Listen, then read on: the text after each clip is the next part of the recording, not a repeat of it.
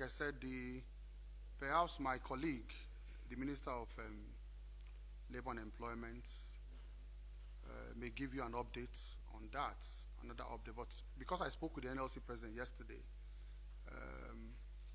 Ayuba Waba, perhaps I should just give an update on that. But every other thing regarding these strikes and all may be given by Dr. Chris Ngige, my colleague.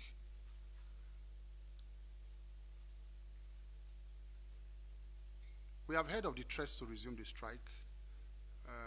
We intervened at some points. We called both parties together. There was actually a memorandum of understanding we reached with the Kaduna State government. We are conciliators. That also answers one question my friend was trying to ask the other time. Why so many strikes under us? Does it mean that we are not doing our job? We are conciliators. We are not the disputants. So don't think the Ministry of Labor is actually the disputant every time you see strikes everywhere. That means Ministry of Labor is quarreling with everybody. When the doctors are on strike, the disputants are Ministry of Health and doctors, not Labor. We now come in and call both parties fighting together to our office to say, what is the problem? Let us hear you. When you hear teachers are on strike and lecturers and ASU, it is the Ministry of Education and the teachers that are the disputants. So we are hardly disputing with anybody as Ministry of Labor. We are not disputant in any dispute at all. So all these things you are trying to put on our head, I beg you, it's not on our it's not on our head. We are conciliators.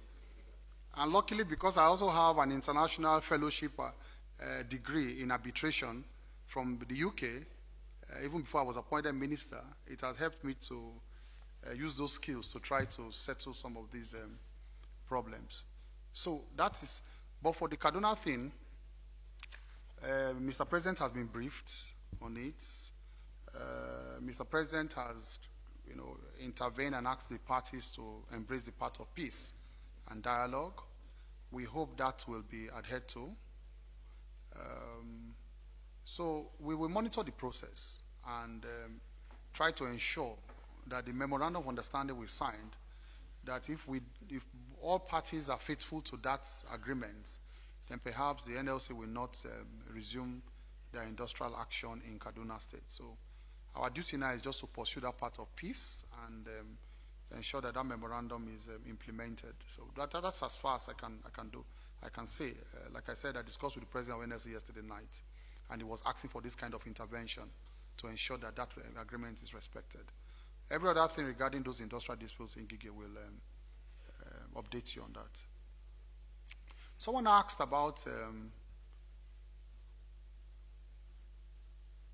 the fact that the same persons, in some cases, the same persons are the same persons that appear all the time in respect of all federal government programs in some states. Whilst I don't have the full facts regarding that, but I will not also, in my true conscience, dispute your assertion. I will not. Because I know how the political terrain operates now, where you have godfathers everywhere. As they are bringing program of federal government, they hand it over to what they call the leader.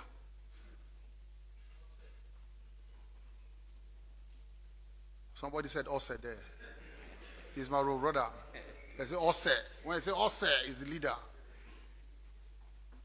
That is how it operates. Regrettably, I must say regrettably, any program, in fact, they capture it like bandits here in Abuja.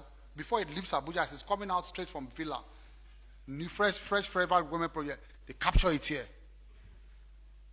and hand it over to their structures in the state. So I will not dispute it. I may not have the true figures and the impact of it and whether it is actually true going on in every state and the widespread nature of it.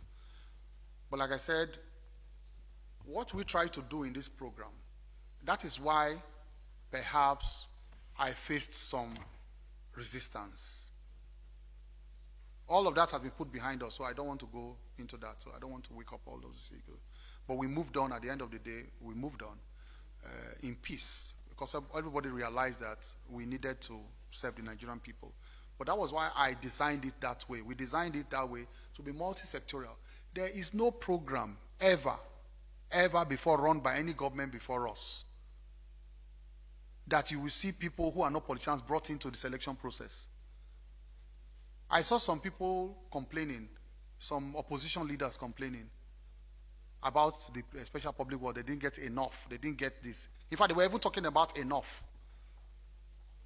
And the question we asked them was that when you were running your own PDP program, did we even hear anything about it as opposition? Did we hear anything about it? Remember this one they ran, what they call You Win and all those programs? Then. It was just purely political patronage. This one we tried to say, okay, religious leaders, Christian leaders, this and that. We say each senator, whether PDP or senator, bring 30, bring this. So, whether opposition and all that, that was the kind of mind we had, the kind of approach. They can complain about inadequacy now, that we didn't get enough numbers. In the past, did we get as opposition, did we get any at all? Did we even get any? Did we know how? People are complaining now. That's to tell you the nature of President Muhammad Buhari. People are complaining that the school feeding program going on around the country, that school feeding program, is purely in the hands of opposition in many states. The APC in those states don't even know how that school feeding program is being carried out. But what would the president say? The president, if you go to him, will say, but they are Nigerians. It is meant for all Nigerians. That's what the president will tell you. It's meant for all Nigerians. But party members will be complaining, but he's the father of the nation. He's not the father of APC. Before the election of 2019, many of our APC members were mad. They were mad that this program should be in APC so that we can use it to run elections. But the president said no. The president would just laugh. Despite all that, they were threatening, we are going to lose election. No. PDP members were using this program to empower their people in the states. APC have nothing to empower. Didn't the president win? He won. He won. He won more people to his side even by that. So for us, for this program, we followed the president's spirit too, to say everybody should get it. So that your assertion may not be correct regarding the special public works program. Go and interview people. In fact, like I said, pictorials will come to you very soon. We interviewed people on the street, traditional rulers who are not politicians. They all were happy. We went around the country with our press crew.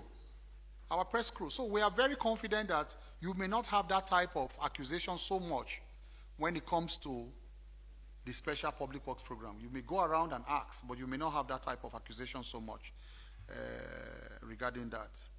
So, some say, well, whether this program will not go down the drain like other programs or the sustainability of it.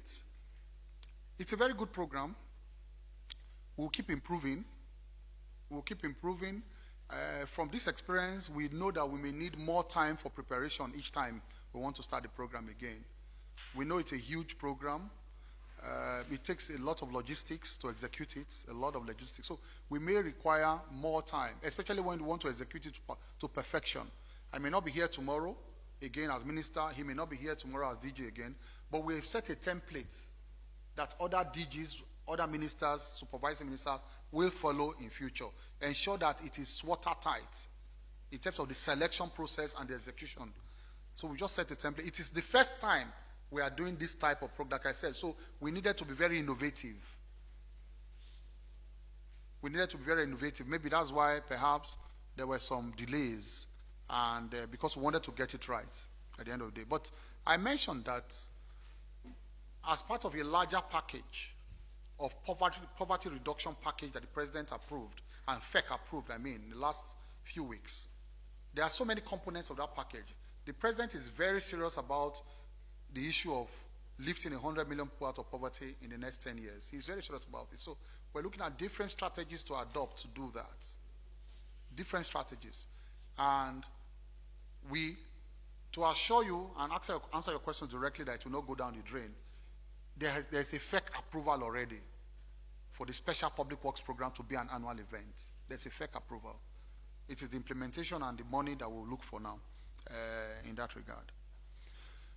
A very interesting question that somebody asked why there's an embargo on employment and yet we want to fight unemployment? Yeah, the answer is very simple. And I think your question assumes that the kind of employment we want to create is employment in civil service. That's not the idea of employment. All over the world, employment in public services takes, in fact, accounts for less than 1% of employment in the country.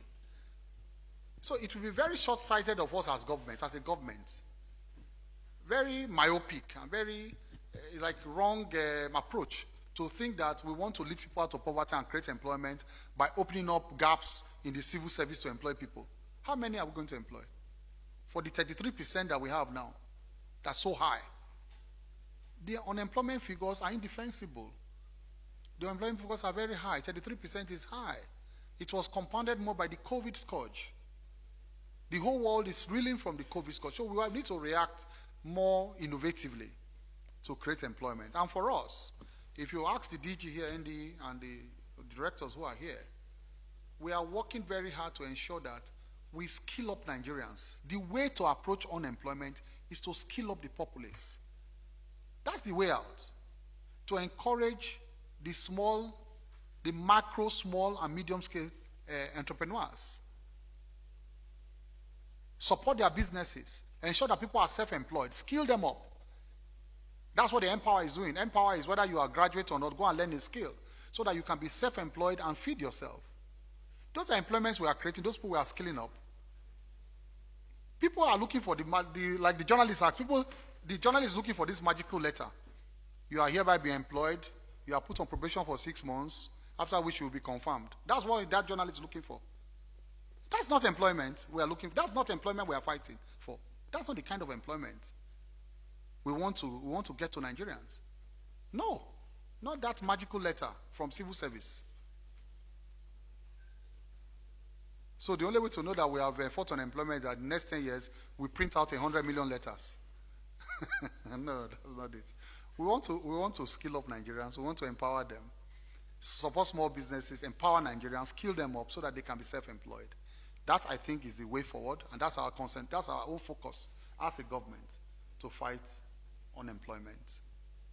Thank you. Yeah, next round of questions.